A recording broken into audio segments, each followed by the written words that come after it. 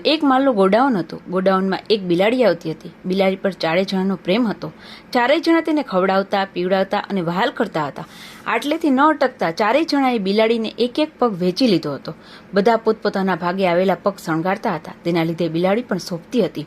હવે એકવાર બન્યું એવું કે બિલાડીના એક પગમાં ઈજા થઈ, ઘા થયો. જેના ભાગે પગ હતો એ ભાઈએ દવા કરી, તેના પર તેલ લગાડીને રૂનું પોતું મૂક્યું, પાટો બાંધ્યો. ઈજાગ્રસ્ત બિલાડી ગોડાઉનમાં ખોટા પગે એક સ્થળેથી બીજા સ્થળે જતી હતી. ગોડાઉનમાં ઉંદરનો પણ ભારે ત્રાસ હતો.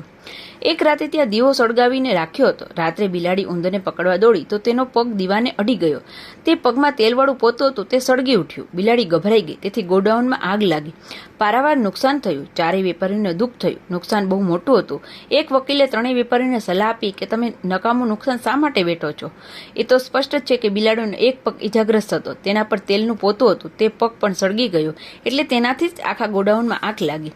માટે તમે ત્રણે ત્રણ તેના પર દાવો કરો તો તમને કોર્ટમાં નુકસાન ભરપાઈ મળશે. જેના ભાગનો પગ હતો તે જ નુકસાન માટે જવાબદાર છે.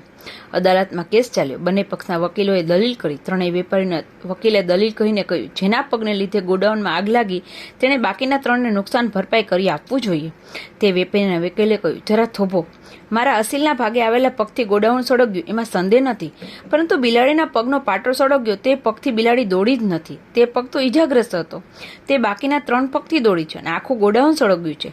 નહીં તો તે ત્યાં જ ઊભી રહેત અને આગ લાગી જ નહીં. બિલાડી મરી જાત. માટે બાકીના ત્રણ વેપારીઓને મારા અસીલને નુકસાન ભરપાઈ કરી આપવું જોઈએ. ન્યાયાધીશ બુદ્ધિશાળી હતા. તેમણે કહ્યું કે આ ના ચાલે. ચારેય પગ જવાબદાર છે. આવી રીતે કેવળ ઇન્દ્રિયોને ગાળો આપીએ તો કેમ ચાલે?